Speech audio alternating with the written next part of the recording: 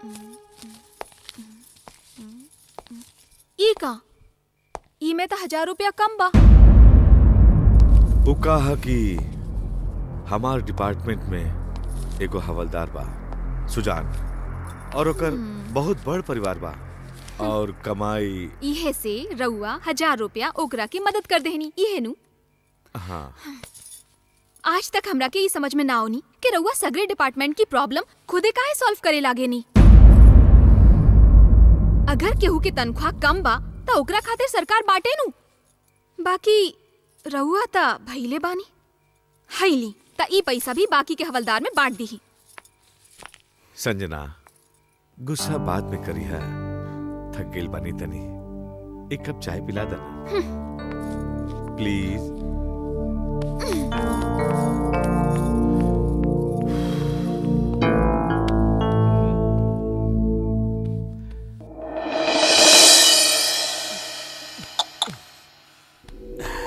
सार तारा लोग के चक्कर में पड़ के जिंदगी झंड हो गई। वर्दी के संगे संगे इज्जत के भी मां बहन हो रहा बा। ए चुप चुप! अरे काली पांडे खोकर के ना काम करा ले बाड़े, ज्यादा फड़फड़ा मत। वो दिन तो बहुत मुंह खोल रहला कि नोट खातिर धरती बेच दे। अब का भइल? पिछवाड़े से रास्ता खुल गइल। ज्यादा छनछना मत। छनछनाई ना था का करी। उस सार 2 टका के हवलदार सुजान जौन हमार चड्डी धोवत रहे, आज हमरा का नसीहत देवता। बस एक बार हमार सस्पेंशन खत्म होके दो। बस नेताजी से हम बात करत हई।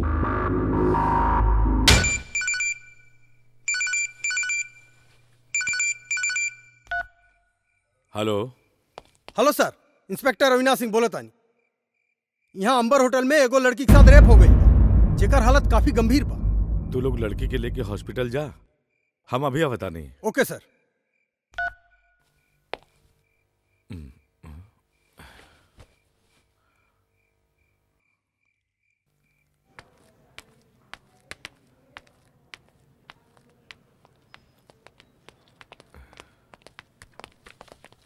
जय हिंद सर। कहाँ है?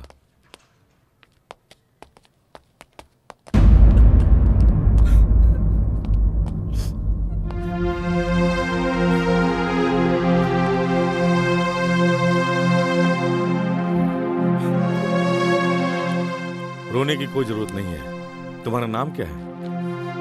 पूजा। पूजा, सबसे पहले तो हम तुमसे ये पूछना चाहेंगे, तुम इस केस को रजिस्टर करना चाहती हो या नहीं? क्योंकि अक्सर ऐसे केस में जब कोर्ट में पेशी होती है तब लोग अपना बयान बदल दिया करते हैं। सर, मैं एक गरीब परिवार की लड़की हूँ। मेरी इज्जत के अलावा मेरा कुछ नहीं है। मैं उन दोनों को सजा जरूर दिलवाना चाहती हूँ। क्या नाम है उसका? बंटी और उसका दोस्त रंजीत। तुम होटल में कैसे पहुंची? मेरे बॉस ने फोन करके कहा कि ऑफिस की जरूरी फाइल छूट गई है, तुम उसको लेकर होटल में आ जाओ।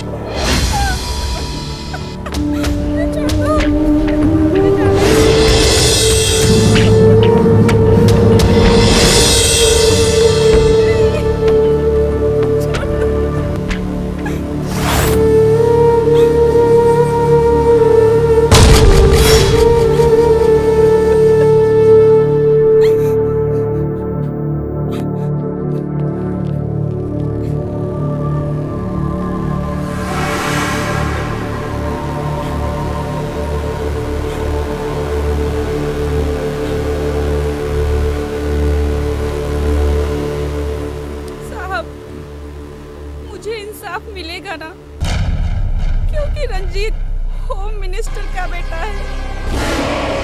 जरूर मिलेगा।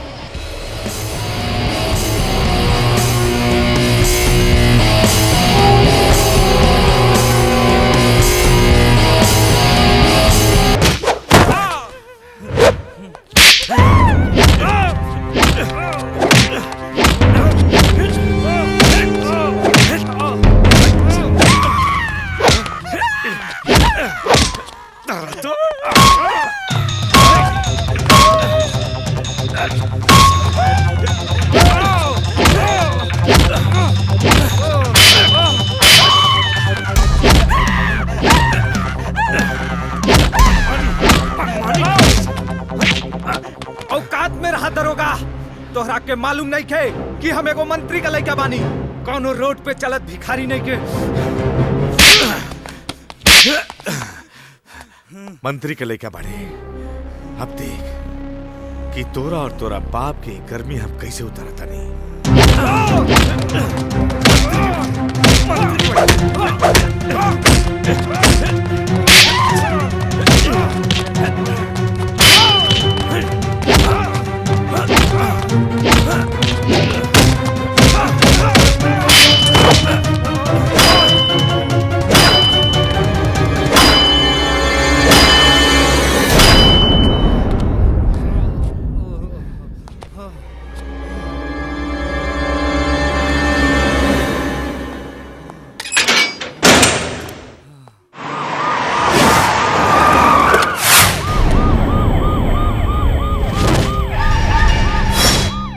मादर जाग, ए हरामी, ए कुकुर, केबा, ये हमरे बेटा का काटे की गलती कैले बा।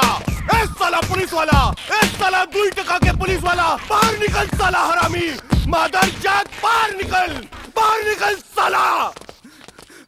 पापा, ये एसीपी बड़ा हरामी बा पापा, हमरा के कुत्ता जैसे पिटने से पापा, हमरा के युवा से बाहर निकाली पापा। बबुआ, तू चिंता ना कर।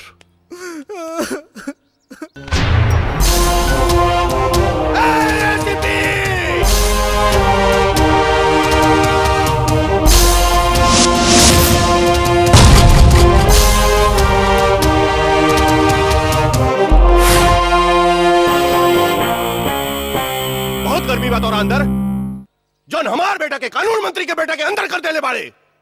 राउर बेटा बलात्कार कैले बा। अरे चुप, बलात्कार कैले बा। चल छोड़ दे हमरा बेटा के। चार्जशीट बन चुकल बा, जमानत करवावे के पड़ी। फाड़ डाल चार्जशीट, ना तो नक्सलाइट एरिया में ट्रांसफर करवा दे। ये तोहार घर वालन के देखे खातिर तरस जाइबे।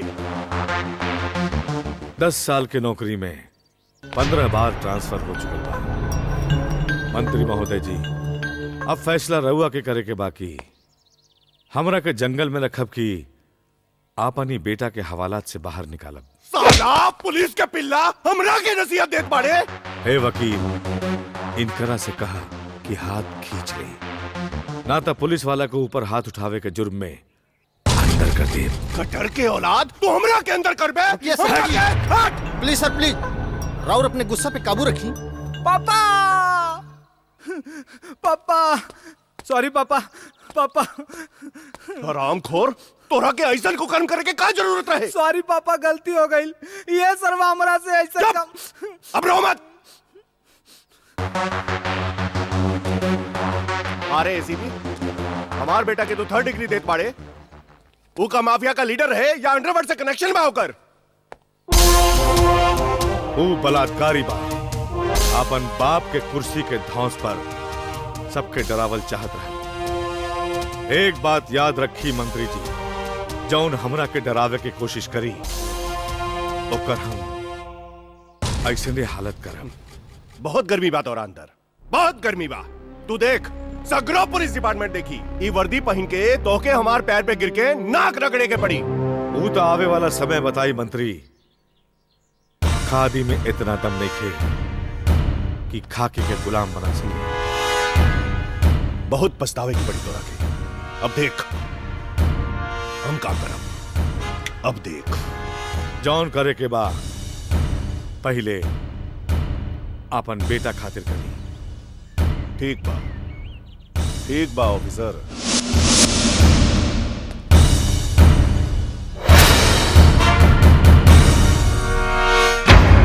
ऑफिसर,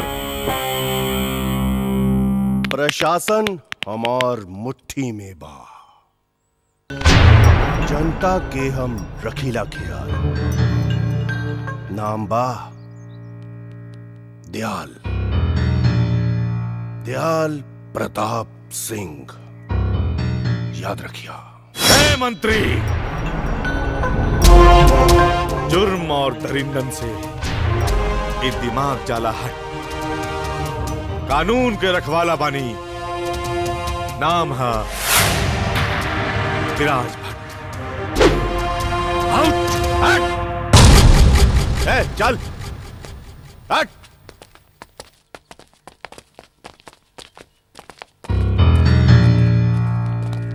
कारे तोर बाप अगर शेर हवे तो हमार साहब बब्बर शेर।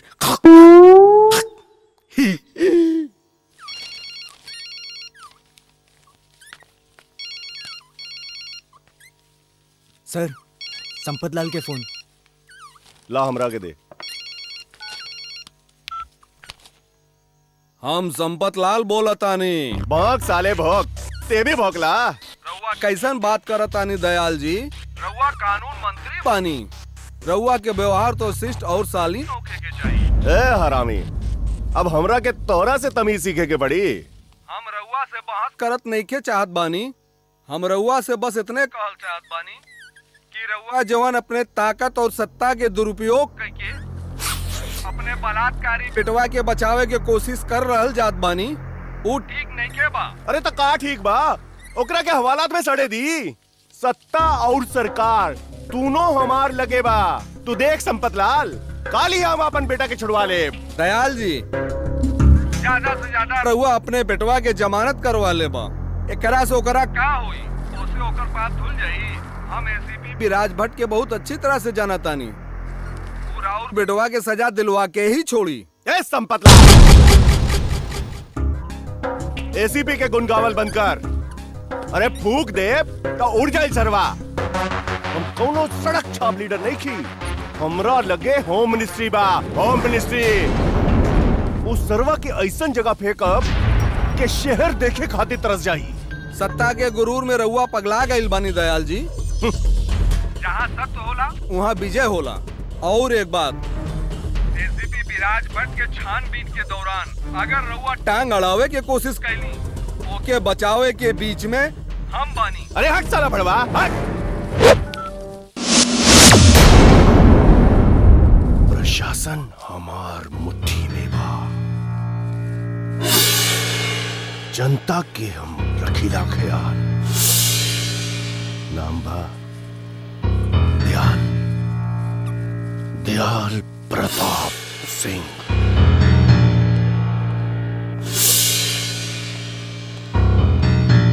एसीपी साहब, ई बाटे रंजीत और बंटी के जमानत के कागजात।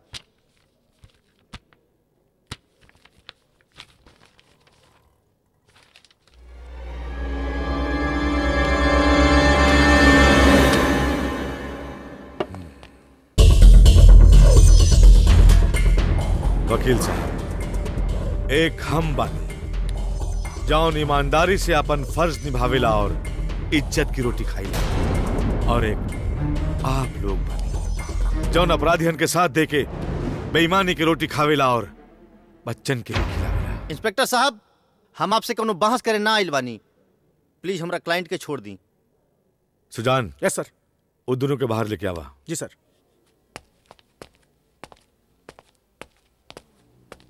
चलो रे, मौसिया आ गई ले। चल।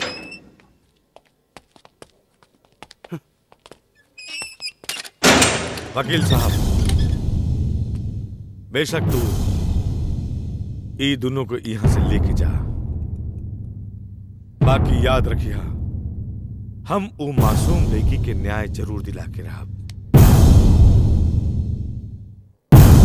चलो लोगन एजा से।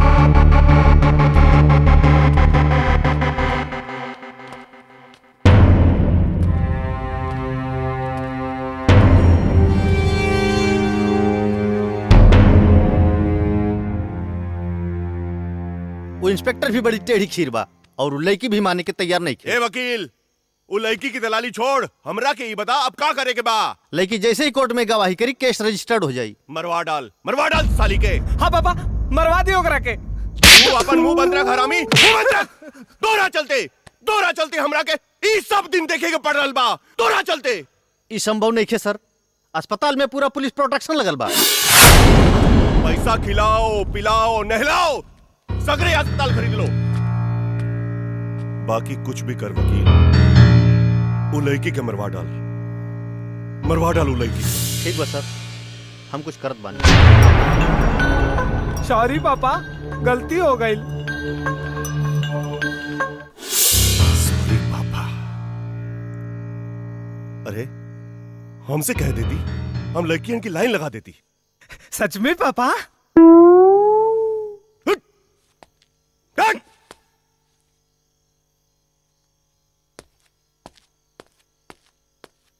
खुद ही कहलन और खुद ही डांटेलन।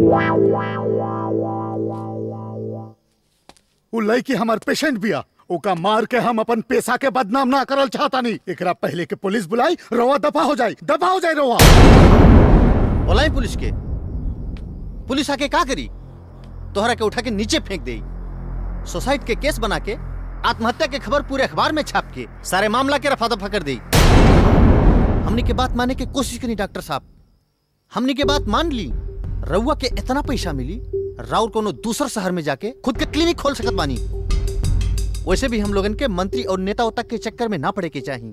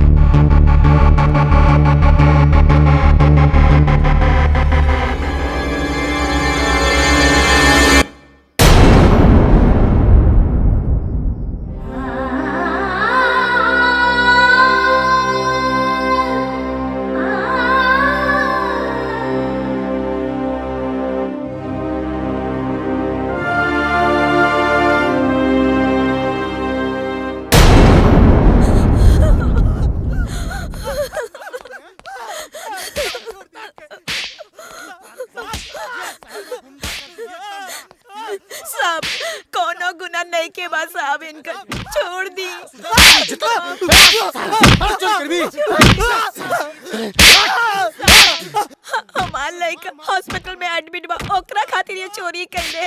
इनकरा छोड़ दी साहब को, कोनो गुनाह नहीं के कइले। सुजान, एकरा के बाहर लेके आवा। चल साला चोर।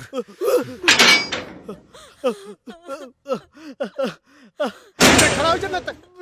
कारे काहे चोरी कइले? हाँ साहब, हम चोरी तो करने वाली, जो भी कहनी है अपना बेटा के खातिर कहनी साहब। सच कहते हैं साहब। बेटा हमारा हॉस्पिटल में साहब भर्ती बा। छोड़ दी इनके। जा तू लोग।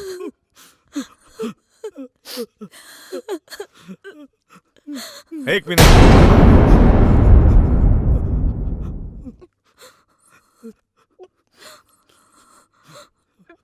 लाई रख ला, बच्चा खातिर दवाई खरीद लिया और आइंदा से चोरी मत करिया।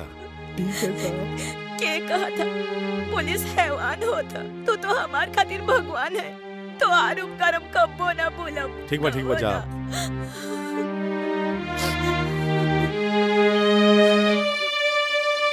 सुजान जी सर। हम लोग पुलिस वाला बानी, लेकिन उससे पहले आम इंसान भी बने।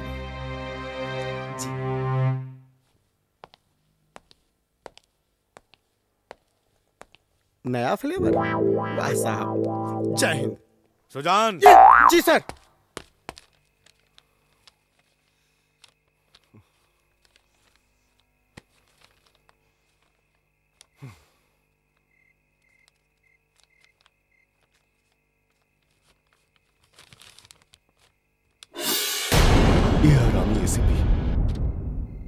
हमार नाक में दम कर देली बा।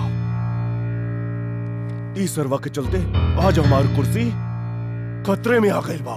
एकरा के चलते आज हमार कुर्सी खतरे में आ गइल बा। पापा क्या पापा? पापा चुप साला पापा।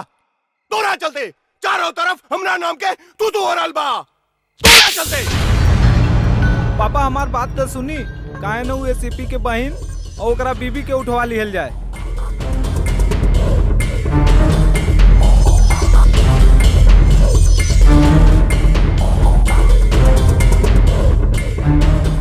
बबुआ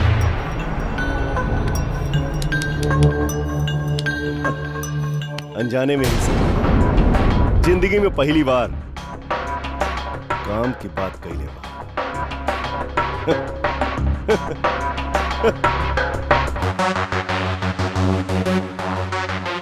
कालिया। जी सरकार।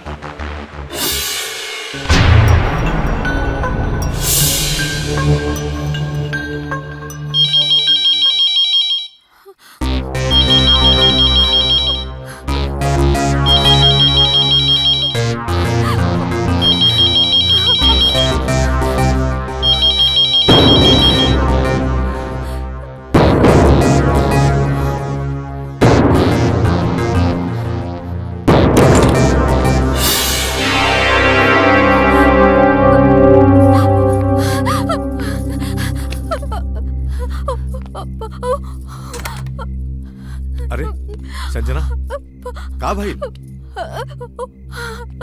अरे कहबो कुछ की का भइल? रउआ ऐसन कौन काम के छानबीन कर रहल बानी? लेकिन भइल का? सवेरे से केहू हमरा के फोन पे धमकी दे रहल बा, कभी हमरा के त कभी रउआ के मारे के बात कराता। देखी जी, हम ही नहीं के जानल चाहत कि केस का बा। हम बस इतना चाहतानी कि रउआ ई केस से अपन हाथ खींच ली। काहे खींच ले हम अपन हाथ? वो गुंडन के डर से, वो लोगन के गीदड़ धमकी से। देखा संजना, तोहरा के अच्छे से मालूम बा ना हम केहू से डर के जी सकेनी और ना केहू से दब के।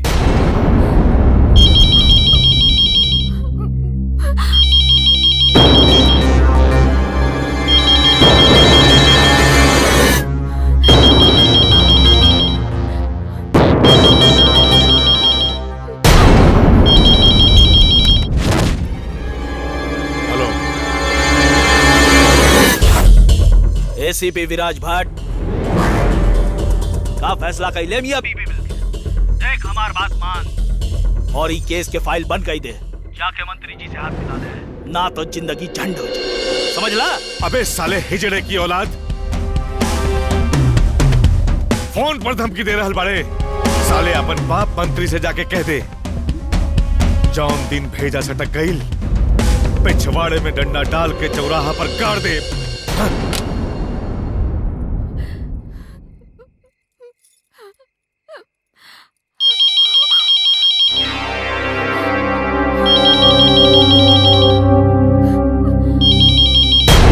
हिम्मत बा तो सामने आके बात कर भड़वे। भैया,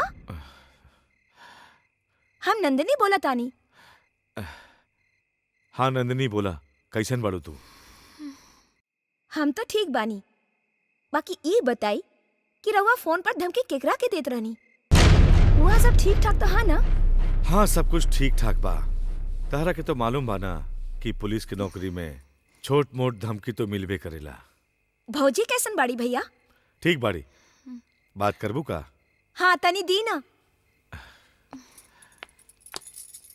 हेलो नंदिनी। भौजी प्रणाम। खुश रहा। भौजी शादी के सालगिरह बहुत बहुत मुबारक हो। धन्यवाद।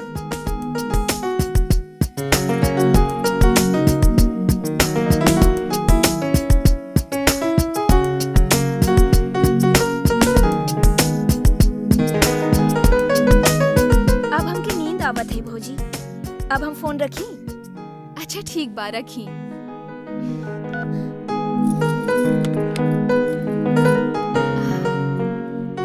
रउआ से एगो और बात करे के बा। शादी की सालगिरह मुबारक हो। का आज हमार मैरिज एनिवर्सरी बा। पप्पा आई सुखराम, पप्पा आई ना आई, पप्पा विराट भट्ट सस्पेंड हो गई, पप्पा सस्पेंड हो गई। पप्पा पप्पा सुखराम आइल बा पप्पा। आवा सुखराम आवा। जाना तारा हम तोहार सस्पेंशन काहे वापस ले ले बानी? काहे कि हमरा के पूजा मर्डर केस के फाइल चाहिए। बाकी एगो बात याद रखिया, ई बार हमार बबुआ पर जरा सी भी आंच आई तो सोच तोहार वर्दी के साथे साथे तोहार चड्डी भी उतर जाई। अब जाके अपन ड्यूटी कर, जा। यस सर। पप्पा अब हम बच जाए ना पप्पा।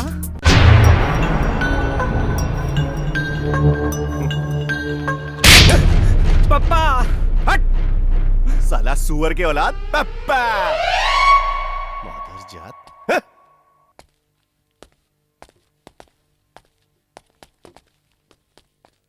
देखी ना हमार पापा कितना बड़ा समझदार बाड़ा कि अपने आप के ही गाली देत बाड़ा।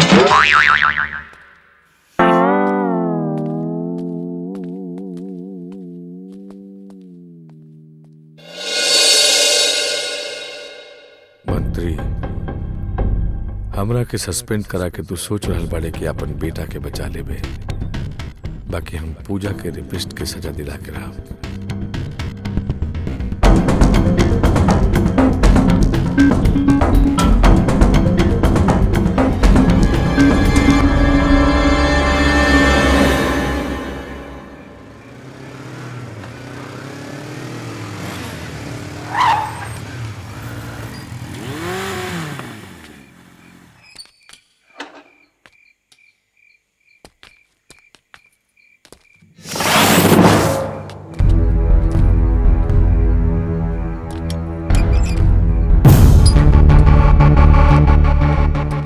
एसपी साहब, भाभी जी प्रणाम।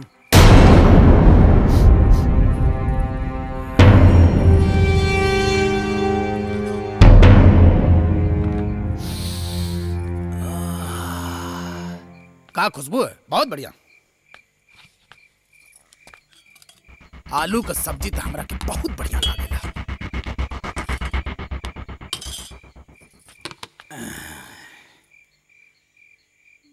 भाभी तनी रोटी दी ना।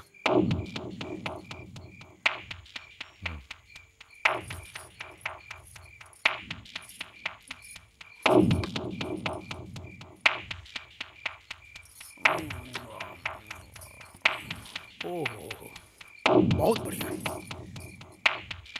हम सुनने की राउट ट्रांसफर हो गए बा एजा से। सही सुनने वाले। एसपी साहब अब अइयो देर नइखे भाई, हम रउआ संगे दोस्ती करायल बानी। भाभी जी समझाई नहीं इनकरा के। आज गांधी जी के जमाना नइखे जौन उनकर सिद्धांत रहे, बुरा मत बोलो, बुरा मत सुनो, बुरा मत कहो।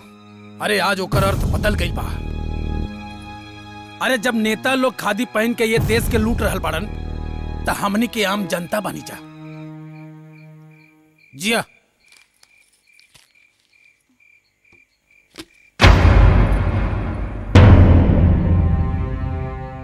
नेताजी का सगुन है, रख ली। हमरा के पता है राउर खर्चा ज्यादा है। भाभी जी खाना बहुत टेस्टी रहे, बहुत बढ़िया। नमस्ते, प्रणाम भाभी जी।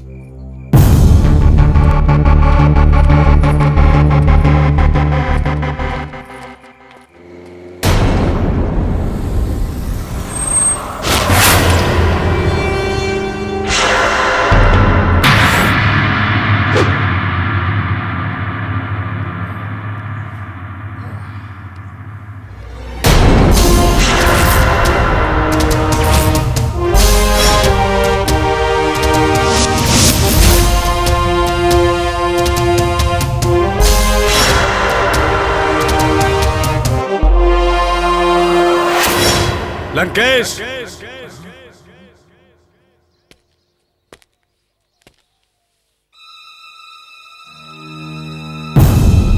आवा एसीपी आवा। बहुत अच्छा कैला जौन हमारा से हाथ मिलावे खातिर तू खुद चलैला।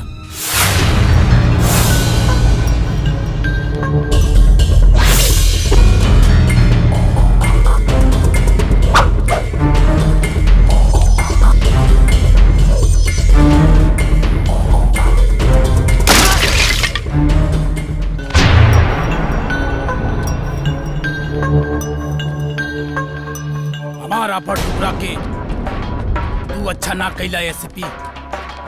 अब तू देख लंकेश से दुश्मनी लेवे के अंजाम।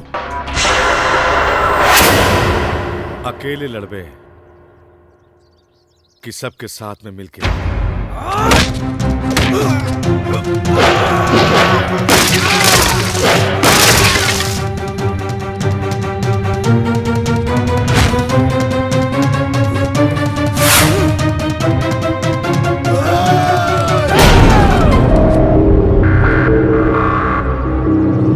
एकला और हमरा बीच में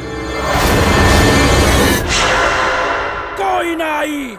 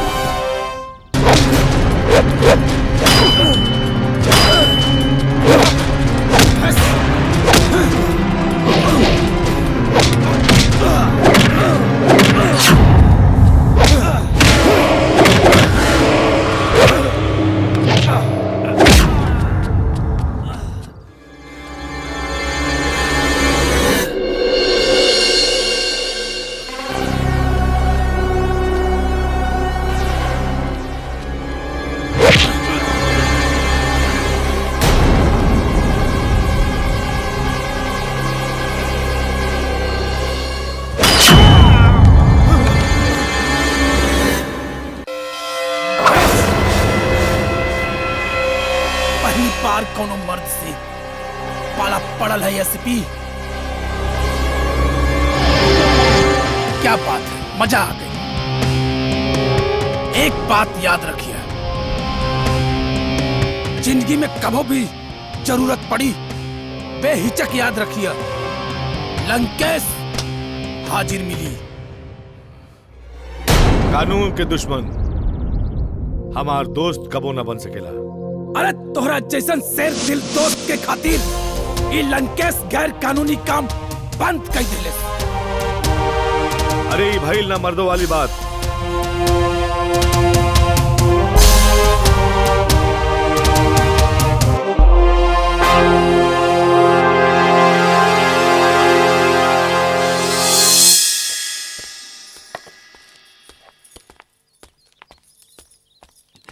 जय सर। अरे सुजान, बतावा का हाल बा? बस सब ठीक बा साहब, एको जरूरी काम से आइल बानी। बतावा। उ का है साहब, सुखराम के सस्पेंशन ऑर्डर वापस ले लिहल गइल बा। आज ही वो ड्यूटी ज्वाइन करी और सबसे पहले पूजा रेप केस फाइल खोजे के कोशिश करी, काहे से मंत्री जी के बेटा के रक्षा करे के बा। नमस्ते। नमस्ते। यही से हम पूजा के बयान और कुछ जरूरी कागजात निकाल लेते बानी। जी थैंक यू। देखिए साहब,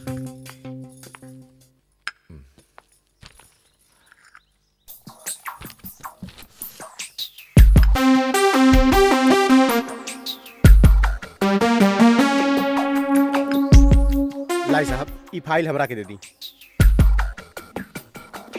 काहे से रउआ के पास रखब ठीक नहीं थे। उ काहे साहब, सुखराम बड़ा नीच और घटिया किस्म के इंसान बा।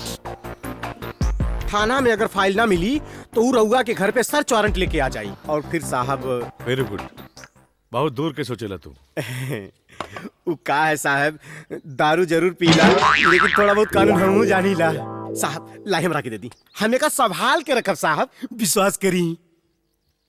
हमरा तोरा पर पूरा विश्वास बा, अच्छा साहब चला तानी ड्यूटी जाए बा। नमस्ते साहब। नमस्ते मैडम। ठीक बा।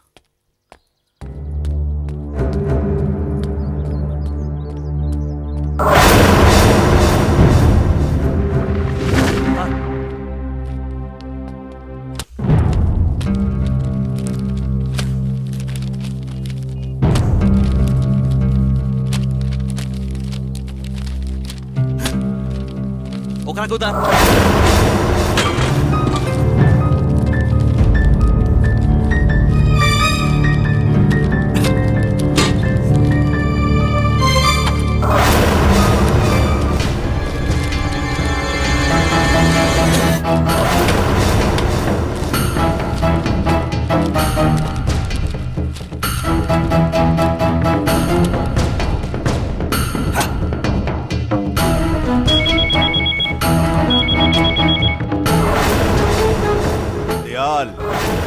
दयाल प्रताप सिंह।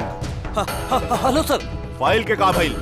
हाँ सर ढूंढा था ये बाटे हम सस्पेंशन उठवले बानी। ए कुंवर जल्दी फाइल ढूंढ के हमरा लगे ले आ। इस साले नेता लोग भी ना घोड़े पे सवार रहे ले। ढूंढा सा ढूंढा। कामचोर। सर वो फाइल कहीं एसपी विराज भट्ट अपने साथे तो ना ले गई बा?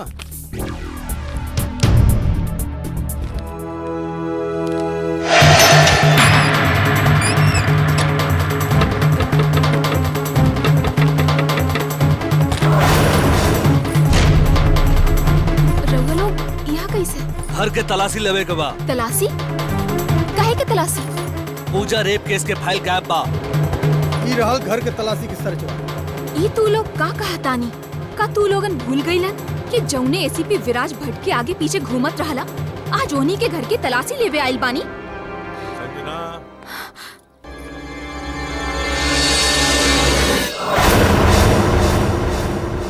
ई लोगन के अपन ड्यूटी करे दा। चार्ज। देखो इधर। ढूंढो।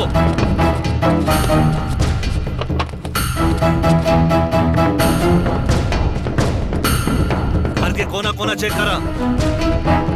देखो चारों तरफ। इधर देखा। अलमारी में देखा।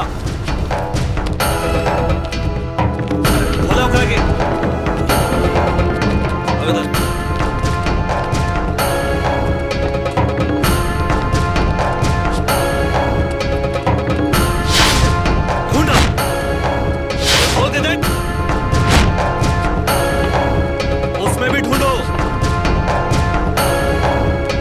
सॉरी सर अंदर कुछ ना मिला। चलो।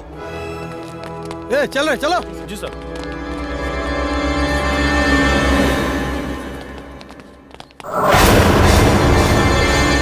सुखराम हम जानत हैं ते मंत्री के बेटा के बचावे की कोशिश कर रहे हैं पर तोहरा के में सफलता ना मिली। जाके कह दिया अपन बाप से जॉन भीख में तहरा के खाकी वर्दी दिले पड़े। चाहे जितना जोर लगा ले पूजा के रेपिस्ट के हम सजा दिला के रहे।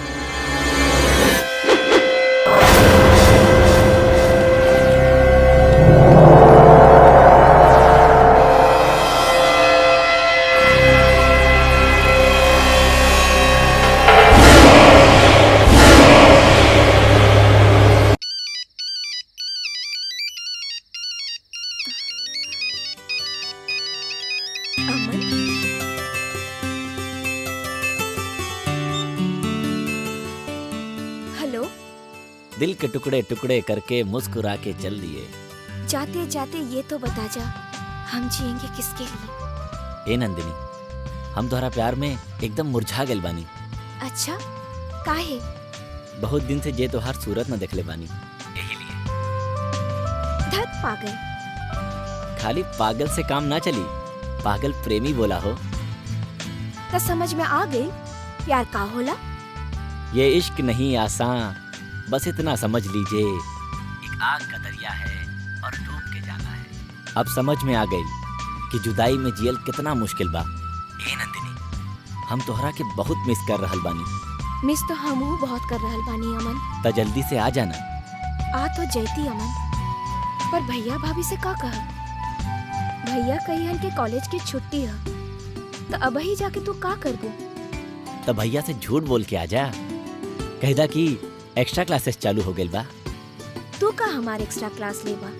तो हर एक्स्ट्रा क्लास तो हम ले, लेकिन शादी के बाद। नंदिनी, नंदिनी कट गई। ए नंदिनी, हम तोहरा से मिले अब ही आवतानी। अरे भौजी, तू कब आइलू?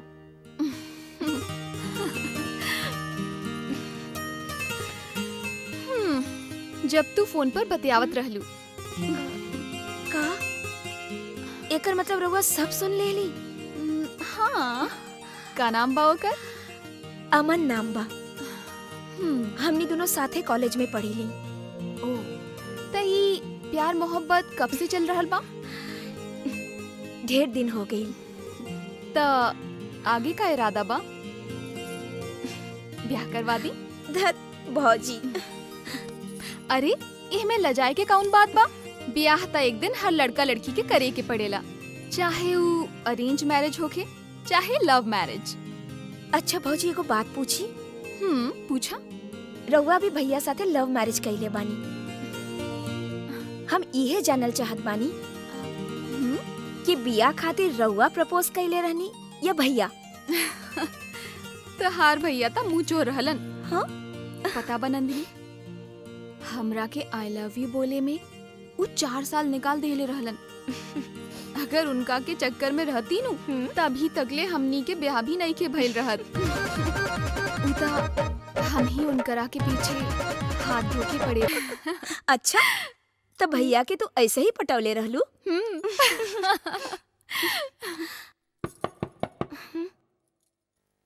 इतनी रात के बा?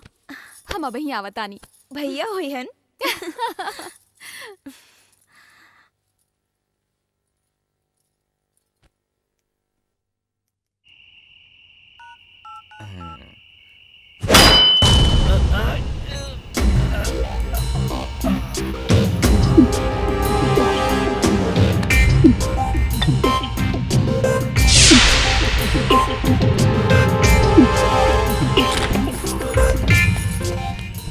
कौन? कौन बा? छोड़ा! भौजी, बचाओ!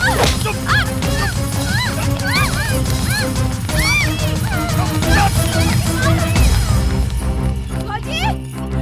भौजी! भौजी! भौजी! भौजी! भौजी!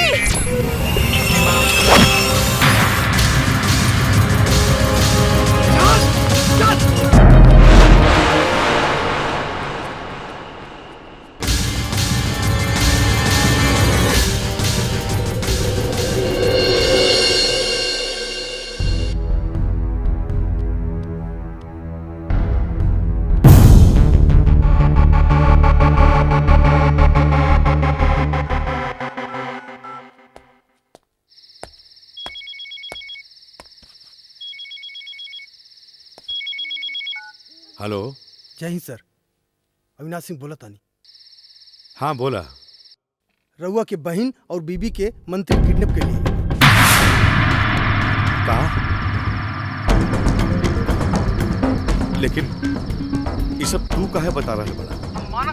हमने ईमानदार नहीं खे। एगो पुलिस वाले के परिवार के ऊपर आँच आवे, दूसरा पुलिस वाला कभो भी बर्दाश्त ना कर सके।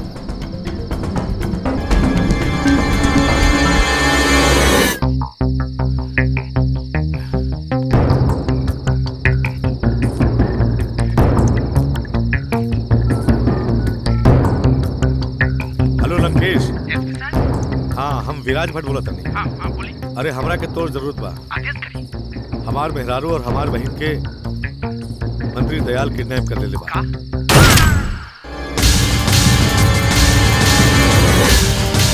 हेलो हेलो लंकेश, हेलो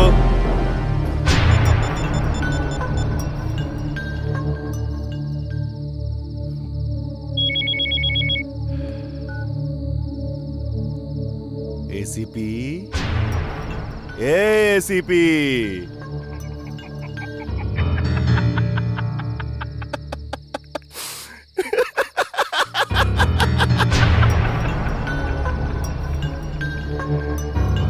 कि तू अपन बहन और बीवी के छुड़ावे के काम देले रहला, अब ई दुनिया में नइखे। यमराज के दर्शन करत होइए, यमराज के दर्शन।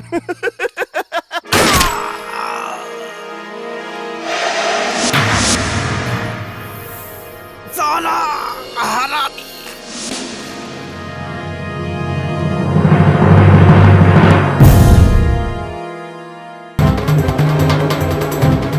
दयाल का दुश्मन, कालिया का दुश्मन।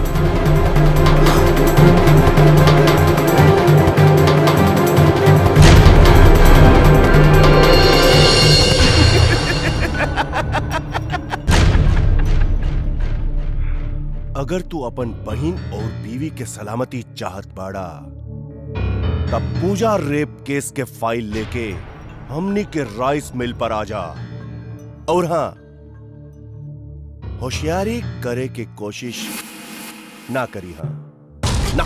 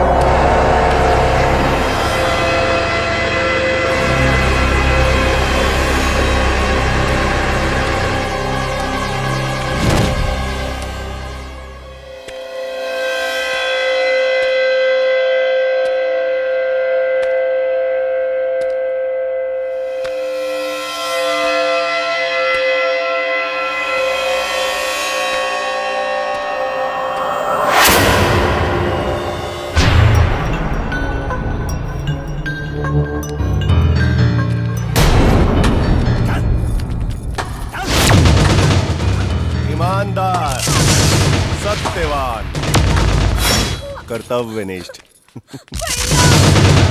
एसीपी विराज भट्ट, आज तोरा के तोरी ईमानदारी का ऐसन इनाम देव कि दोबारा इनाम पावे की इच्छा ना रही। सच्चाई और ईमानदारी के इनाम का ऊपर वाला देगा,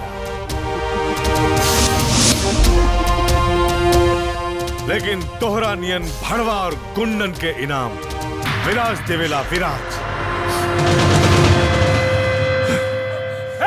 सीपी, जबान संभाल के बात करी हा, ना तो तोरे बहन और तोहरा मेहरी के ऐ जगह रेप कर दे। रंजीत, एसीपी, चल फाइल दे दा, नहीं तो सबनी के ठोक दे। चल फाइल दे दा।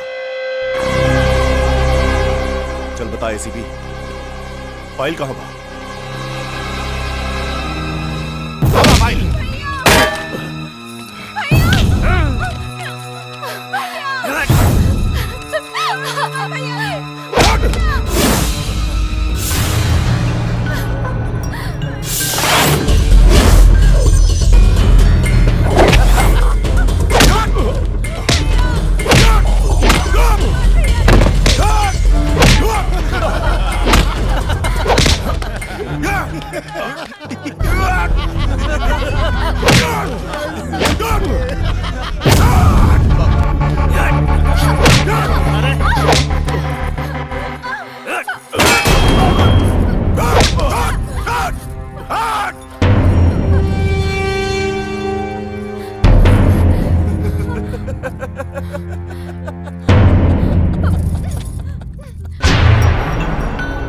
प्रशासन हमार मुट्ठी में बा,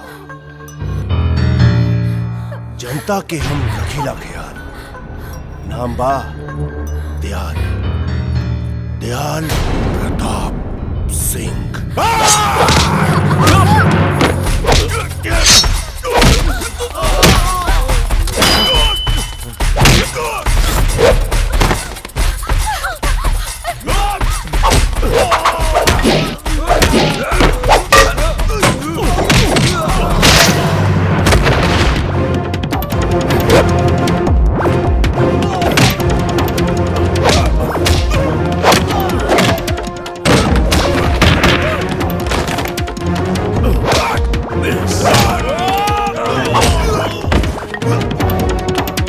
जुर्म और दरिंदन से ई दिमाग जाला हट।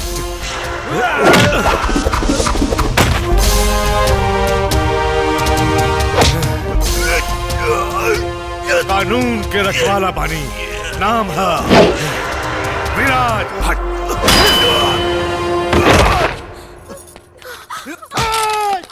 बेल्ट निकाला साहब, बेल्ट। तू ये वर्दी के लायक ना बटे साहब।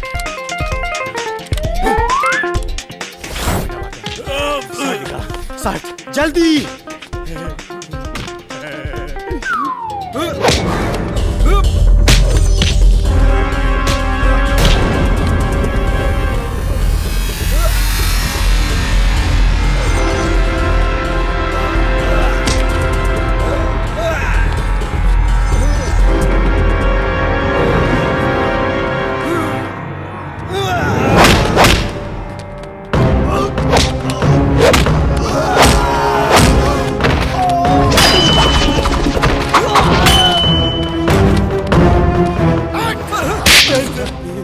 अच्छा लगे तनी भारत कहे बड़े।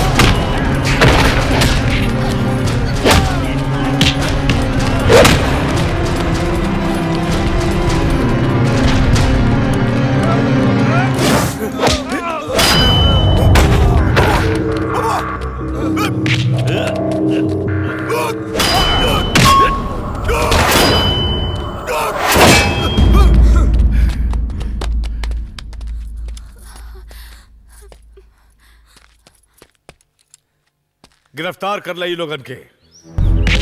चल उठ।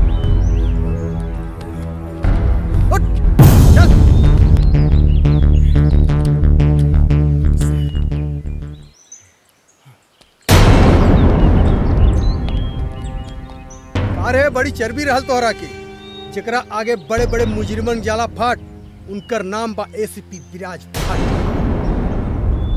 चली मंत्री जी, जेल में चल के अपन मिनिस्ट्री दिखाई।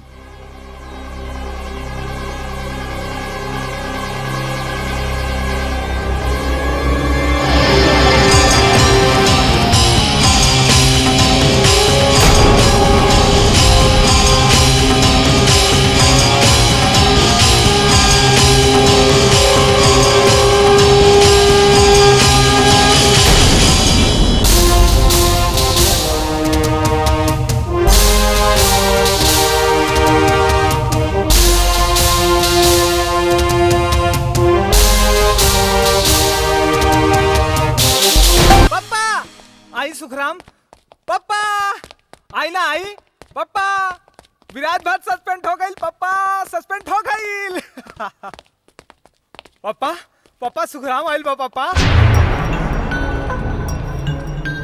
आवा सुखराम आवा जाना तारा हम तोहार सस्पेंशन काहे वापस ले ले बानी काहे कि हमरा के पूजा मर्डर केस के फाइल चाहिए बाकी एगो बात याद रखिया ई बार हमार बबुआ पर जरा सी भी आंच आई तो सोच तोहार वर्दी के साथे साथे तोहार चड्डी भी उतर जाई अब जाके अपन ड्यूटी कर जा यस सर पप्पा अब हम बच जाए ना पप्पा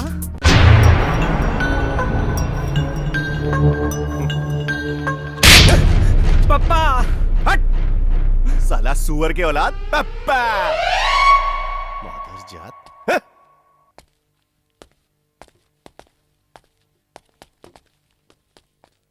देखी ना हमार पापा कितना बड़ा समझदार बाड़ा कि अपने आप के ही गाली देत बाड़ा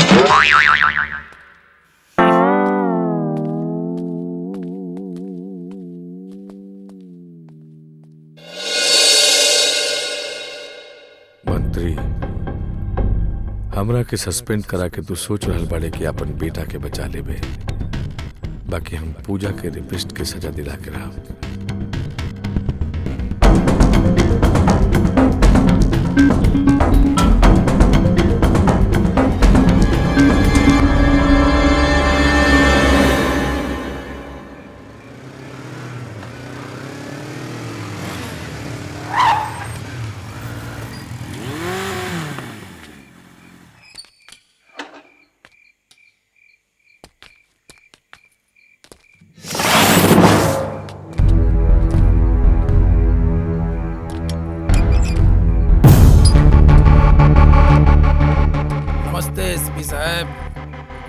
भाभी जी प्रणाम।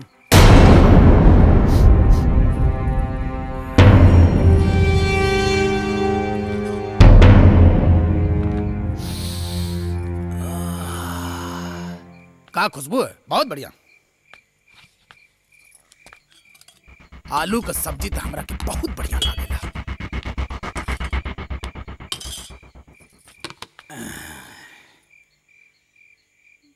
भाभी तनी रोटी दी ना।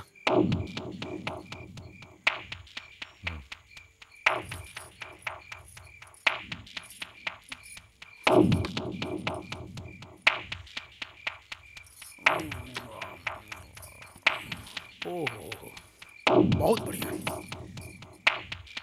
हम सुनने की राउट ट्रांसफर हो गए बा एजा से। सही सुनने वाले एसपी साहब अब अइयो देर नइखे भाई, हम रउआ संगे दोस्ती करायल बानी। भाभी जी समझाई नहीं इनकरा के। आज गांधी जी के जमाना नइखे जौन उनकर सिद्धांत रहे, बुरा मत बोलो, बुरा मत सुनो, बुरा मत कहो। अरे आज ओकर अर्थ बदल गई बा। अरे जब नेता लोग खादी पहन के ये देश के लूट रहल बाड़न, त तो हमनी के आम जनता बनी जा। जिया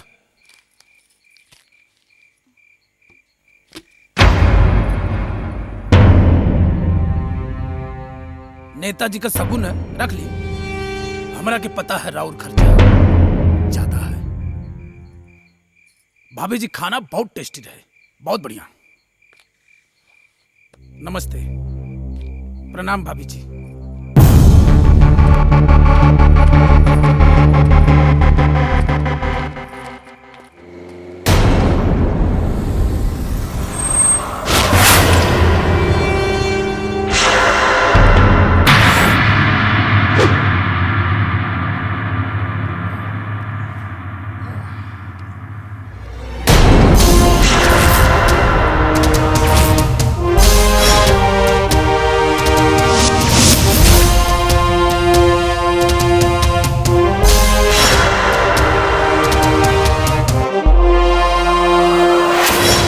लंकेश,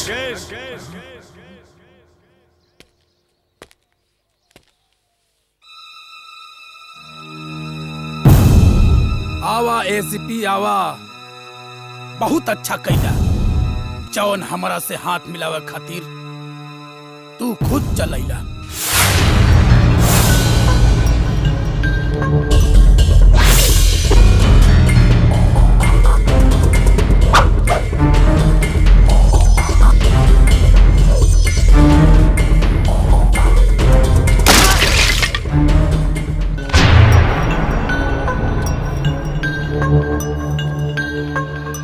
हमारा पर टुकड़ा के तू अच्छा ना कैला एसीपी।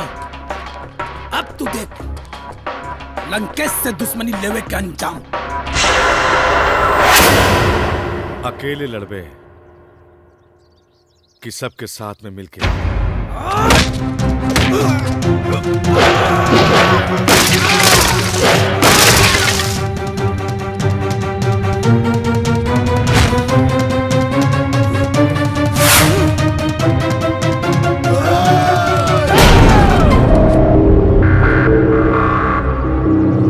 एकला और हमरा बीच में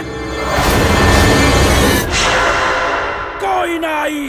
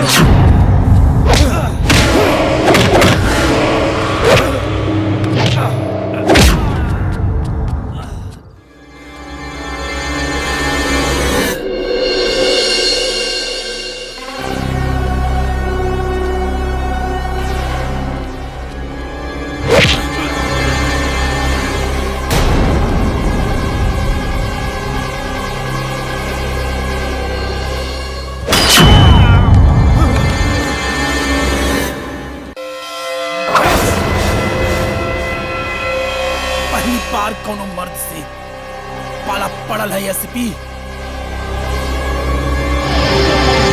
क्या बात है, मजा आ गई। एक बात याद रखिए, जिंदगी में कभी भी जरूरत पड़ी बेहिचक याद रखिए, लंकेश हाजिर मिली। कानून के दुश्मन हमार दोस्त कबो न बन सकेला। अरे तोहरा जैसन शेर दिल दोस्त के खातिर ई लंकेश गैर कानूनी काम बंद कर दिले। अरे भाई ना मर्दों वाली बात।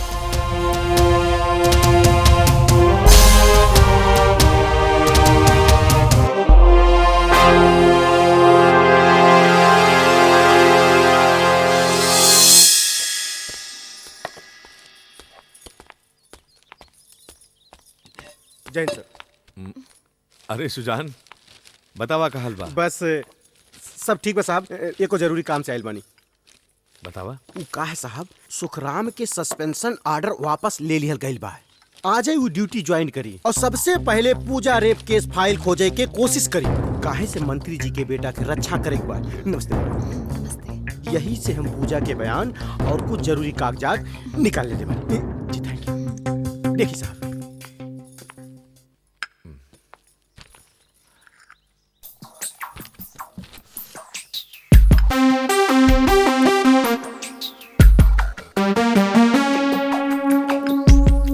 लाई साहब, ई फाइल हमरा के दे दी। काहे से रउआ के पास रखब ठीक नहीं थे। उ का है साहब, सुखराम बड़ा नीच और घटिया किस्म के इंसान बा। थाना में अगर फाइल ना मिली तो उ रउआ के घर पे सर्च वारंट लेके आ जाई। और फिर साहब वेरी गुड, बहुत दूर के सोचेला तू। उ का है साहब, दारू जरूर पीला लेकिन थोड़ा बहुत कानून हमहू जानीला। साहब लाई हमरा के दे दी, हमें का संभाल के रखब साहब, विश्वास करी। हमरा तोरा पर पूरा विश्वास बा। अच्छा साहब, चला तानी, ड्यूटी जाए के बा। नमस्ते साहब। नमस्ते मैडम। ठीक बा।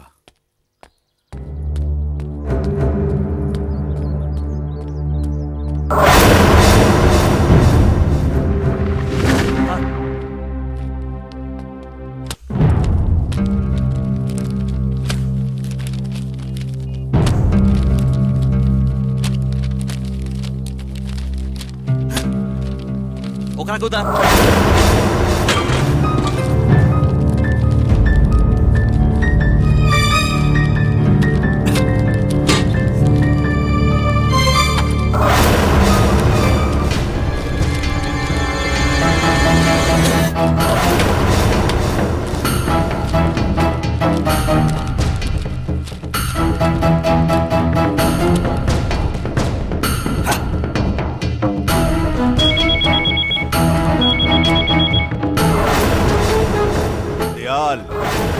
दयाल प्रताप सिंह। हेलो सर। फाइल के का भइल? हाँ सर, ढूंढा था नहीं। ये बाटे हम सस्पेंशन उठवले बानी। ए कुमार, जल्दी फाइल ढूंढ के हमरा लगे ले आ। जी सर। इस साले नेता लोग भी ना घोड़े पे सवार रहे ले। ढूंढा सा ढूंढा। चोर। सर, उ फाइल कहीं एसपी विराज भट्ट अपने साथे तो ना ले गई बा?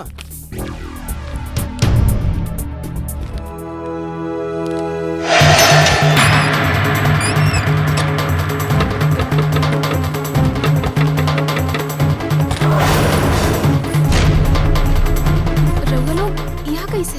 घर के तलाशी लेवे के बा। तलाशी? काहे के तलाशी? पूजा रेप केस के फाइल गायब बा। ई रहल घर के तलाशी की सर्च। ई तू लोग का कहतानी? का तू लोगन भूल गईलन कि जौने एसीपी विराज भट्ट के आगे पीछे घूमत रहला, आज ओनी के घर की तलाशी लेवे आइल बानी? संजना,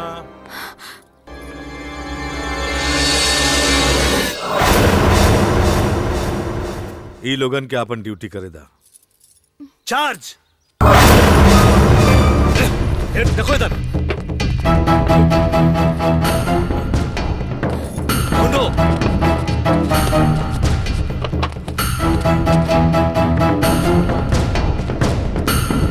घर के कोना कोना चेक करा।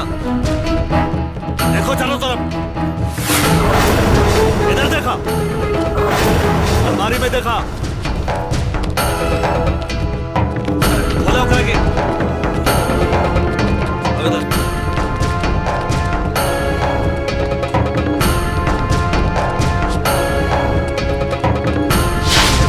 ढूंढा। खोल के देख। उसमें भी ढूंढो। सॉरी सर, अंदर कुछ ना मिला। चलो। ए चल रहे, चलो। जी सर।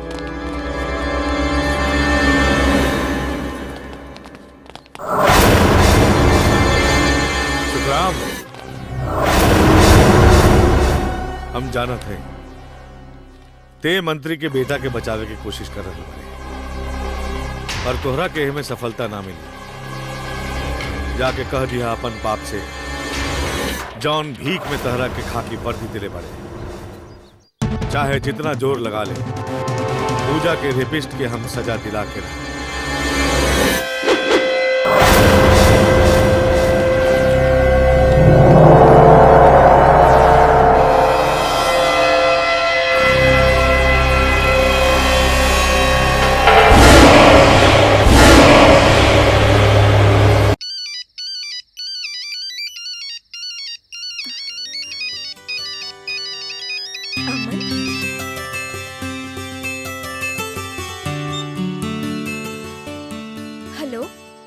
दिल के टुकड़े टुकड़े करके मुस्कुरा के चल दिए। जाते जाते ये तो बता जा, हम जिएंगे किसके लिए? ए नंदिनी, हम तोहरा प्यार में एकदम मुरझा गइल बानी। अच्छा, काहे? बहुत दिन से जे तोहार सूरत न देखले बानी। धत पागल। खाली पागल से काम ना चली, पागल प्रेमी बोला हो। तो समझ में आ गई प्यार का होला? ये इश्क नहीं आसान, बस इतना समझ लीजिए, एक आग का दरिया है और डूब के जाना है। अब समझ में आ गई कि जुदाई में जियल कितना मुश्किल बा। ए नंदिनी, हम तोहरा के बहुत मिस कर रहल बानी। मिस तो हमहू बहुत कर रहल बानी अमन। त जल्दी से आ जाना। आ तो जैती अमन, पर भैया भाभी से का कह? भैया कहियन के कॉलेज की छुट्टी है, तो अब ही जाके तू का करबो? त भैया से झूठ बोल के आ जा, कहदा कि एक्स्ट्रा क्लासेस चालू हो गइल बा। तू का हमार एक्स्ट्रा क्लास लेबा? तो हर एक्स्ट्रा क्लास तो हम ले, लेकिन शादी के बाद। नंदिनी, नंदिनी कट गई। ए नंदिनी, हम तोहरा से मिले अब ही आवतानी। अरे भौजी, तू कब आइलू?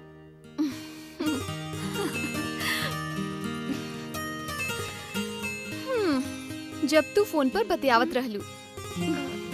का? एकर मतलब रउआ सब सुन लेली? हाँ। का नाम बा ओकर? अमन नाम बा। हमनी दोनों साथे कॉलेज में पढ़ी ली। ओ, तई प्यार मोहब्बत कब से चल रहल बा? ढेर दिन हो गई। त आगे का इरादा बा? ब्याह करवा दी? धत भौजी। अरे इहमें लजाए के कौन बात बा? ब्याह त एक दिन हर लड़का लड़की के करे के पड़ेला, चाहे वो अरेंज मैरिज होके चाहे लव मैरिज। अच्छा भौजी, एगो बात पूछी? पूछा। रउआ भी भैया साथे लव मैरिज कइले बानी। हम इहे जानल चाहत बानी कि बिया खातिर रउआ प्रपोज कइले रहनी या भैया? तो हार भैया ता मुँह चोर रहलन। हाँ? पता बा नंदिनी, हमरा के आई लव यू बोले में वो 4 साल निकाल देले रहलन। अगर उनका के चक्कर में रहती नु, तभी तकले हमनी के ब्याह भी नहीं के भइल रहत। हम ही उनकरा के पीछे हाथ धो के पड़े। अच्छा, तो भैया के तू ऐसे ही पटौले रहलू?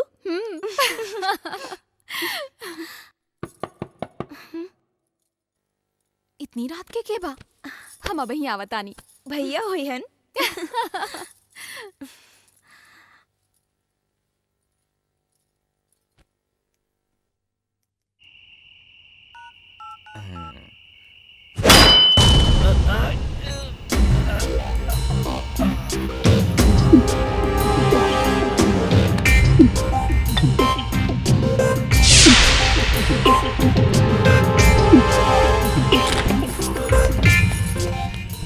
कौन?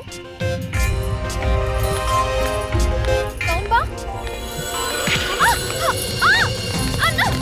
छोड़ा! भौजी, बचाओ!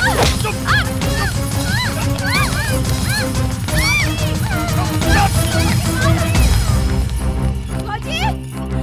भौजी! भौजी! भौजी! भौजी! भौजी!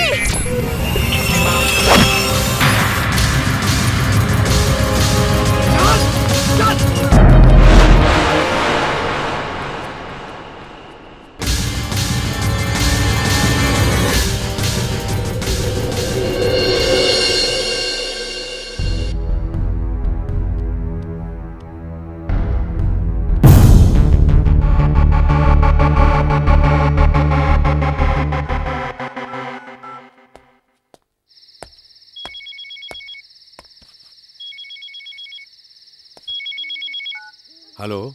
जय हिंद सर, अविनाश सिंह बोला तानी। हाँ बोला। रउआ के बहन और बीबी के मंत्री किडनैप के लिए। कहा? लेकिन ये सब तू काहे बता रहा है बड़ा? मानता नहीं सर। हमने ईमानदार नहीं खे। एगो पुलिस वाले के परिवार के ऊपर आँच आवे, दूसरा पुलिस वाला कभो भी बर्दाश्त ना कर सके।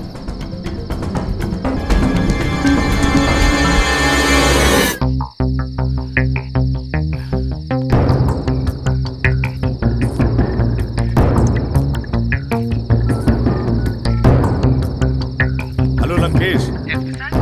हाँ, हम विराज भट्ट बोलत हनी। हाँ, बोली। अरे हमरा के तोर जरूरत बा। आदेश करी। हमार मेहरारू और हमार बहन के मंत्री दयाल किडनैप कर लेले बा।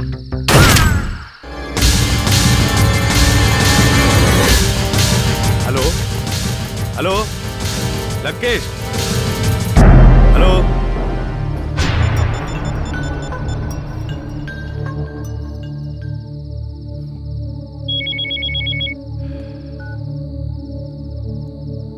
एसीपी, एसीपी,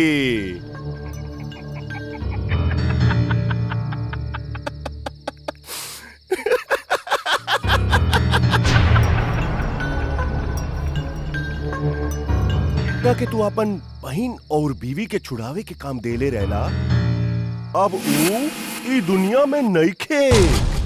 ऊ यमराज के दर्शन करत होइए, यमराज के दर्शन।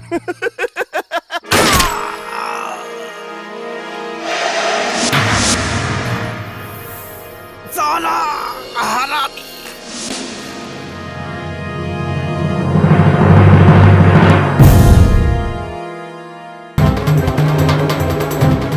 दयाल का दुश्मन, कालिया का दुश्मन।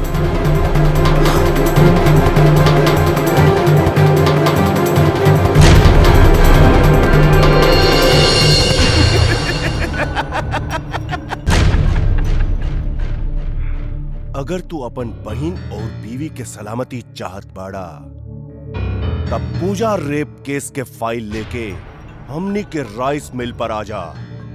और हां, होशियारी करे की कोशिश ना करी। हां ना।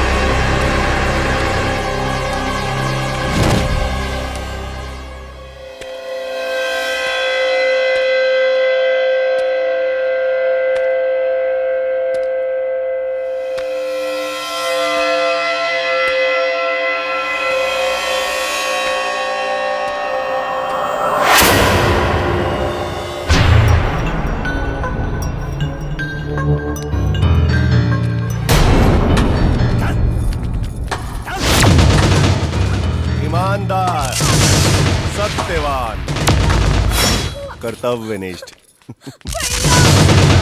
एसीपी विराज भट्ट, आज तोरा के तोरी ईमानदारी का ऐसन इनाम देव कि दोबारा इनाम पावे की इच्छा न रही। सच्चाई और ईमानदारी के इनाम का ऊपर वाला देगा, लेकिन तोहरा नियन भड़वा और गुंडन के इनाम विराज देवेला विराज। सीपी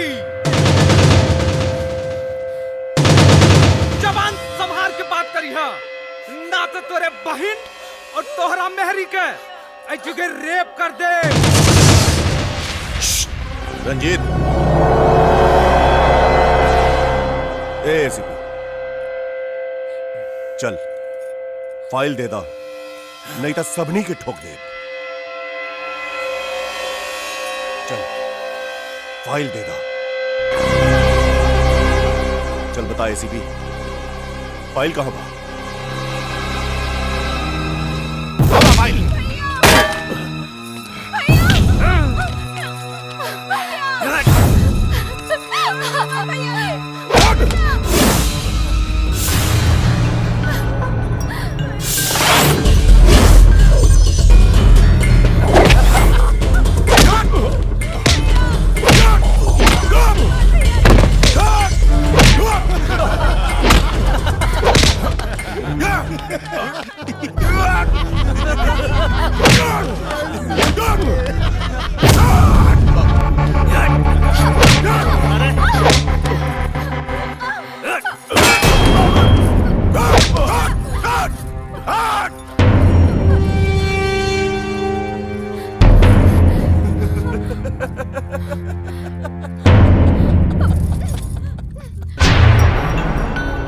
प्रशासन हमार मुट्ठी में बा,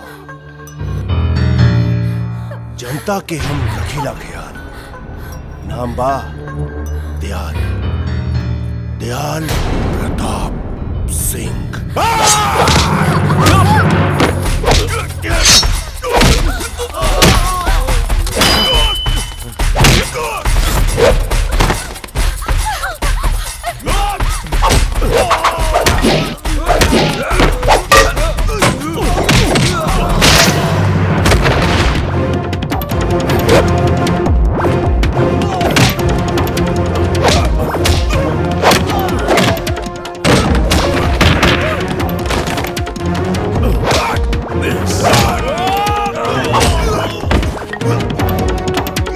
जुर्म और दरिंदन से इतिमाक जाला हट।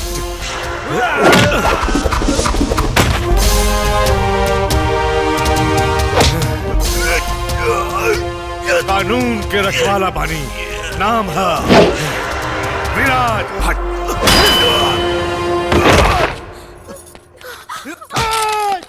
बेल्ट निकाला साहब, बेल्ट। तू ये वर्दी के लायक ना बटे साहब।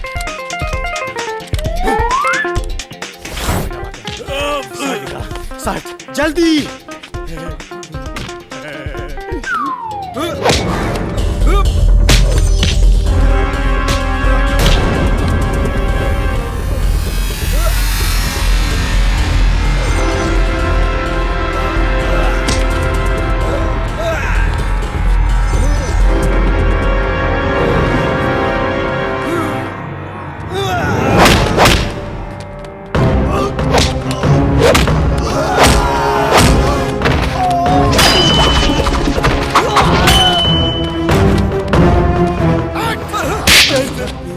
अच्छा लगे तनी भारत कहे बड़े।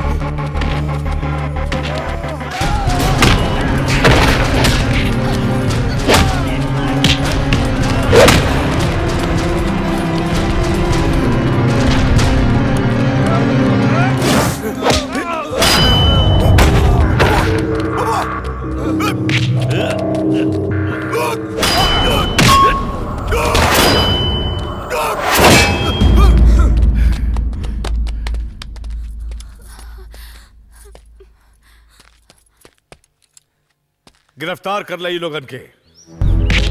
चल उठ।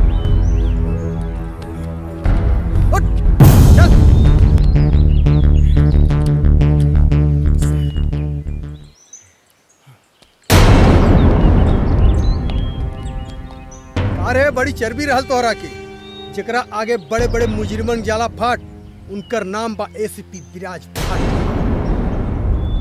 चली मंत्री जी, जेल में चल के अपन मिनिस्ट्री दिखाई।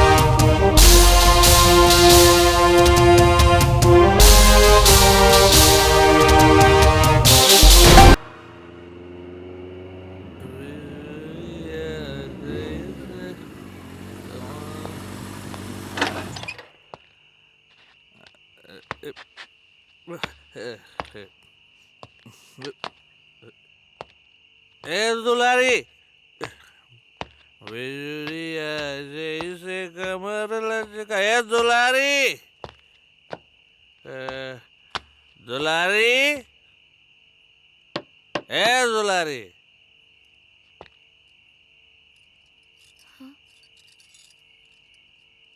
ए दुलारी। अरे इंस्पेक्टर साहब, रउआ इतना रात गए यहाँ?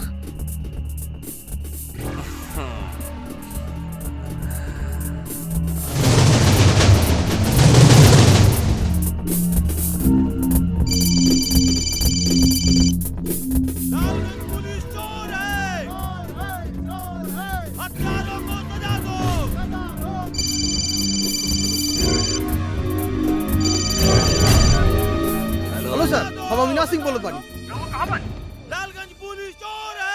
यहाँ थाने के बाहर हंगामा मचल बा। रउआ जितनी जल्दी हो सकी उतनी जल्दी यहाँ आई। ठीक बा, हम आवत नहीं।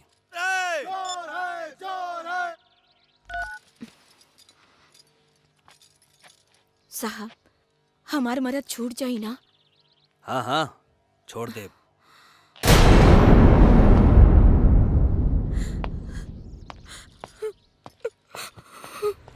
लालगंज पुलिस चोर है, चोर है, चोर है। हत्यारों को सजा दो, सजा दो, सजा दो। लालगंज पुलिस चोर है। आगे के पड़ी।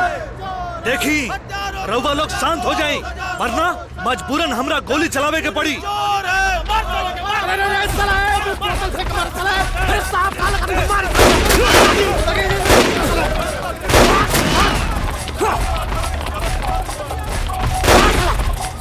साला ने तो हड्डी कोट साला कोट डाला के चल के साथ। हमारा नाम सुजान सिंह है। मामला हत्या का है, मीडिया हमें कहीं की नहीं छोड़ने वाली। दिन दहाड़े सरेआम एक पत्रकार की हत्या कर दी जाती है। 24 घंटे गुजरने के बाद हत्या का कोई सुराग नहीं मिलता। पुलिस डिपार्टमेंट बैठे बैठे क्या कर रही है? यह कैसी छानबीन है? आई एम सॉरी सर, संबंधित थानेदार को सस्पेंड कर दिया गया है। थानेदार को सस्पेंड कर देने से समस्या का कोई समाधान नहीं होता। जरूरी है हत्यारे को पकड़ना। सर, इसके लिए हमारे डिपार्टमेंट ने एसीपी विराज भट्ट को बुलावा भेजा है। भाग रे, पुलिस की रेड पड़ल बा। पुलिस की रेड पड़ल बा। हो जा पुलिस, चल।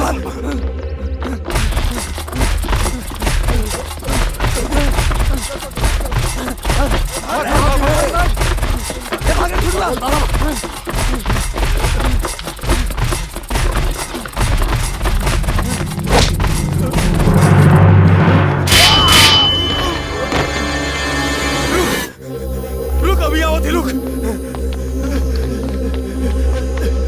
भाई, भाई पुलिस।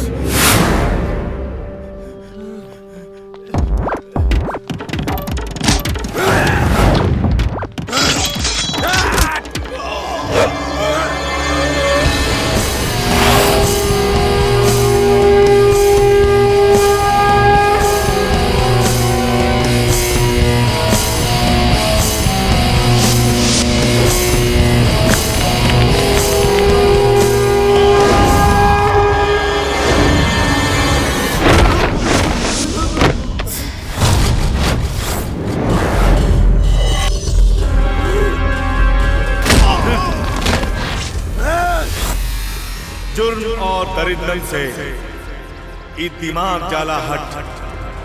कानून के रखवाला बानी, नाम है विराज।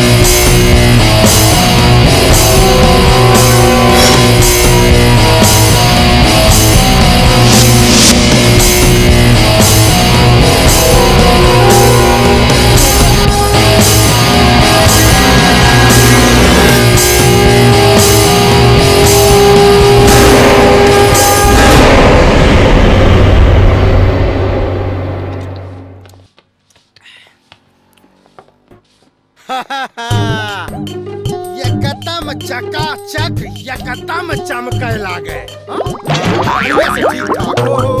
साहब के टेबल तुहार प्रमोशन पक्का साहब से कहिया सुजान सिंह करवले बाड़न ओहो ओहो बहुत बढ़िया लगे रहो हाँ हाय भाई तनी हाँ हिसाब से बहुत बढ़िया हो जय हिंद साहब जय हिंद।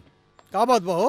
ना 26 जनवरी ना 15 अगस्त ना होली ना दिवाली, फिर कौना खुशी में साफ सफाई कर रहल बाड़ा तू? सब पता चल जाए साहब। उ का है ना, अब तो हफ्ता लेवल बंद और भाभी जी के जो महंगा सामान खरीद के लाके देत रही ना सब बंद।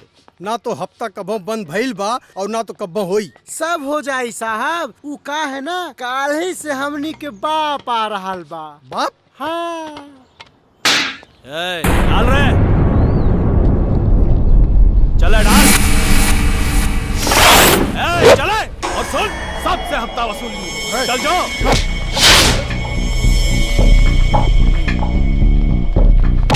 बंद कर रहे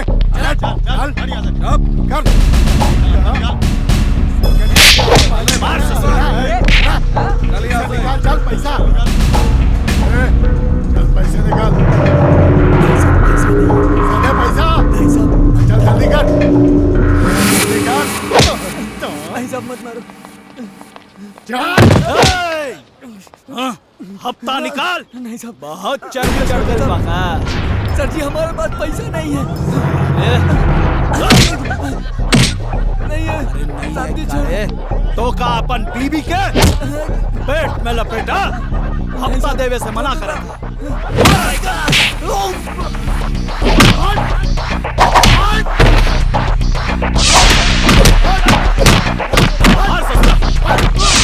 अरे ये बाजार वालों को मालूम होवे के चाहिए गालिया के हफ्ता ना देवे के अंजाम का होला। मार ससुरा के तोड़ दो हाथ पैर एकरा के।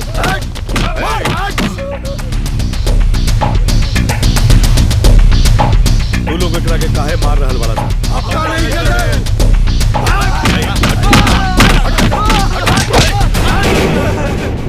कहानी नू हाँ मत मारो एकरा के।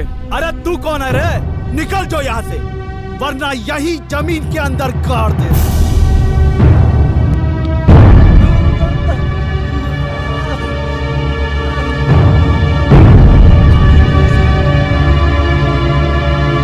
सब लोग कान खोल के सुन ला, आज के बाद कोनो दुकानदार के हफ्ता देवे के जरूरत नहीं है।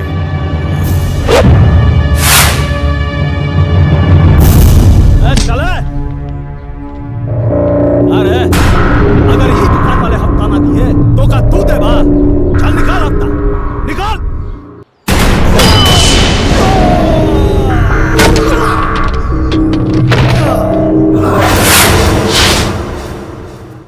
मार ससुरा के।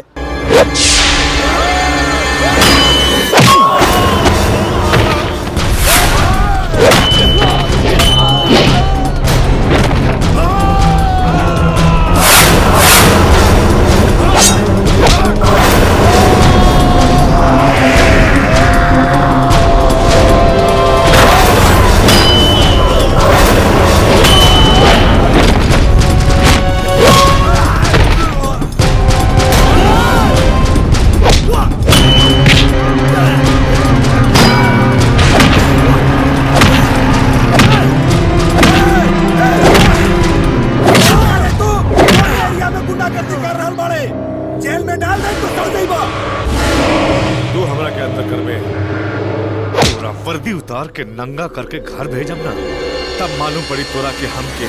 कौन है बे तू?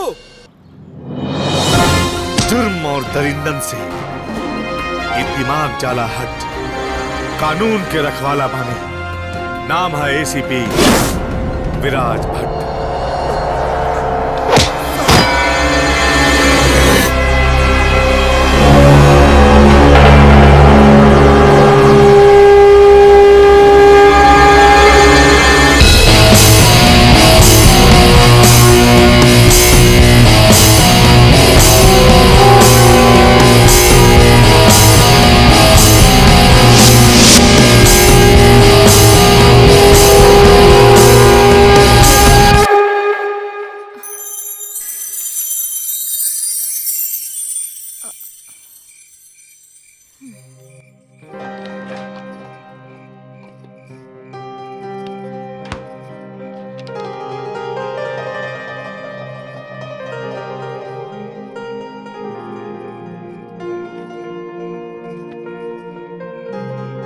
ईका रउआ फिर से फाइल लेके बैठ गईल बानी। चली उठी खाना खा ली। देखी ना कितना टाइम हो गईल बा। हमरा के बहुत जोर से भूख लागल बा। संजना तू खा ला, हम बाद में खाई। भला आज तक ऐसन भइल बा कि हम रउआ से पहले खा ले बानी। भइल त नहीं खे बाकी ता आजो ना हुई। चली चल के खाना खा ली। संजना तू देख रहल बाड़ू हम काम कर रहल बानी। ई काम तो बाद में भी हो सकेला ना। अब चली ना, चली चल के खाना खा ली। संजना ई बहुत इम्पोर्टेंट काम बा। हम कहतनी तू जा, हम जल्दी आवतनी।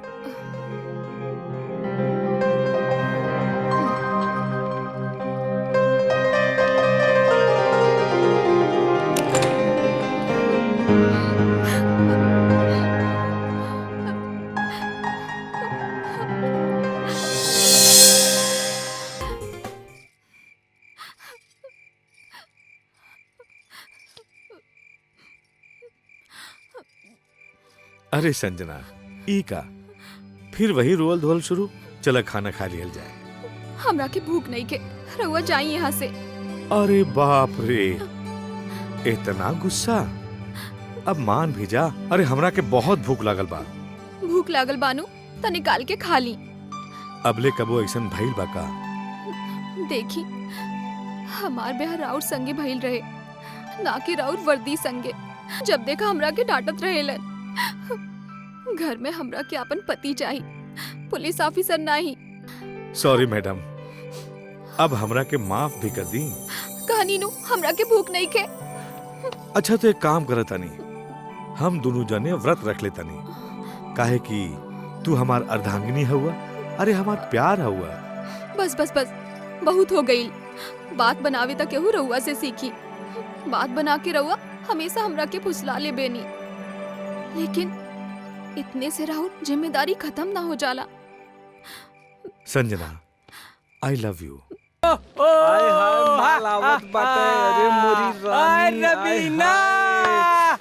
का हो करीना?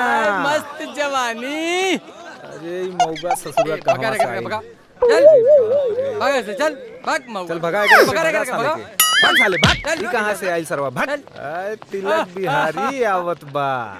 ए देख ऐश्वर्या, आए देख ऐश्वर्या। ओ हाय देखा। अरे कहाँ जात बाड़ू हमार रानी? अरे साला आई माल देखा। अरे का हो हमार रानी? क्या खूब लड़ी, क्या खूब लड़ी। का हो करेजा, इतना इतरात काहे बाड़ू?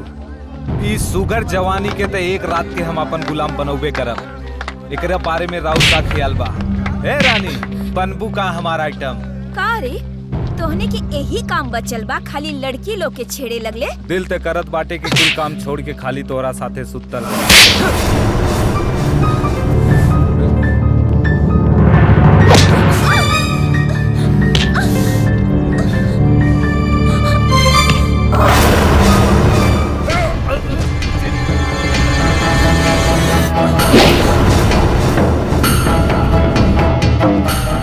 अभी तक तू होठ के लाली देख ले, अब हमरे हाथ के लाली देख। जले हुए शमशान के कोयले, तू नहीं सुन।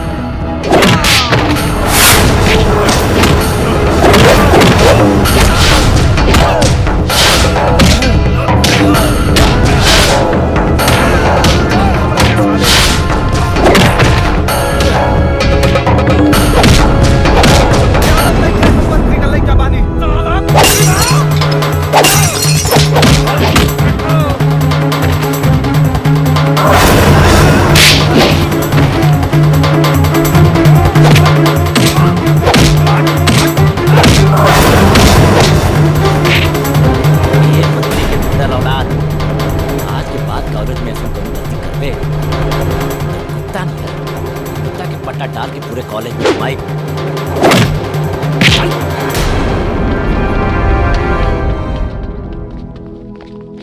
ए करेजा, कॉलेज में अगर ऐसे छोट छोट कपड़ा पहन के आईबू ना तो केहू कभी मन डोल जाई।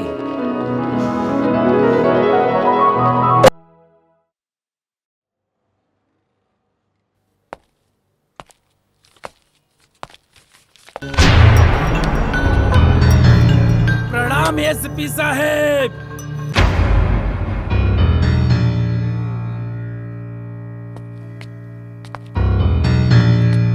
ताहर परिचय? लंकेश, हमार नाम लंकेश है। अपहरण, लूट, फिरौती, मर्डर के 50 मामला में तुहार हाथ बा, लेकिन फिर भी तू आजाद घूम रहे बाड़े। काहे कि आज तक कौनो पुलिस अफसर तोरा के गिरफ्तार करे के हिम्मत नहीं खे कैलस। ऐसा कौनो बात नहीं के एसपी, कोशिश तक कई लोग कैलेस, बाकी सफल ना भई। केहू के जान गई तो केहू डर के हाथ मिला लेस।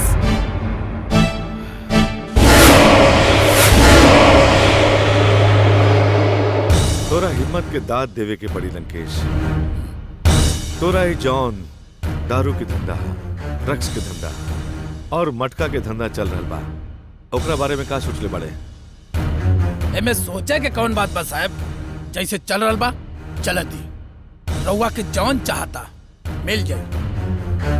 लागत तू हमरा के समझे में भूल कर रहल बड़े लंकेश।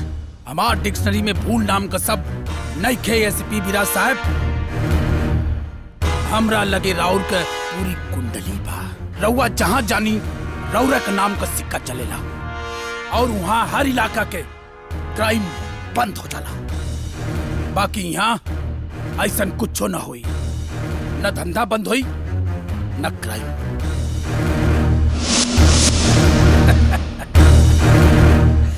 काहे से कि ई इलाका बुझाता बहुत घमंड बा तोरा के अपन ताकत पर। घमंड नहीं खे एसपी साहब, नाच बा। फैसला रउआ की करे के बा। रउआ हमरा से दोस्ती करल चाहतानी या दुश्मनी?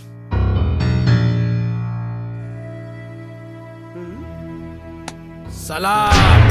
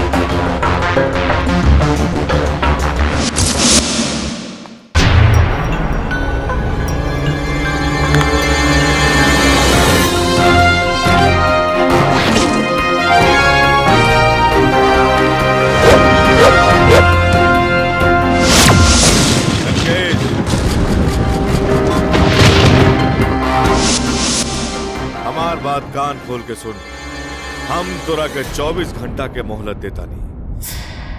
24 घंटा के अंदर अपन गैर कानूनी धंधा बंद कर दे, ना तो हम तोरा के तोरा इलाका में नंगा करके जुलूस निकाले। काहे कि हमार भी एक उसूल बा कि हम सांप के ओकर बिल में घुस के ओकर फन कुचल दिहिला। हमार इनकाउंटर यहाँ करबे कि कहीं और करबे? बेफिक्र रहा तू। जौन दिन तोरा इनकाउंटर करे के नौबत आ गई, वो दिन तोरा के यहाँ ना तोर घर के अंदर घुस के मारब। यहाँ तो हम तोरा के बस समझावे खातिर बुलावे रहे। और सुन, जुर्म और दरिंदन से ये दिमाग जाला हट। कानून के रखवाला बानी, नाम है विराज भट्ट। याद रखिए।